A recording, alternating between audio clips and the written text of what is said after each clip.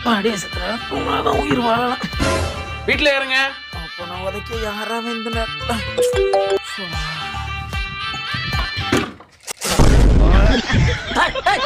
விளக்கமாறு வந்துருங்க சார். ஒரு மாதிரி வேணாம்டா போல. Thank you sir. மகரே பாருங்க பாரு உனக்கு மண்டானதான். சார் யாரியா நீ? சார் பிரஸ் ஓகே வந்திருக்கேன் சார். எனக்கு ஒரு மசரு வேணாம்டா போடா. சார் உங்களை பார்த்தா பல வருஷம் பல்லு தேய்க்காத ஆள் மாதிரி இருக்கு.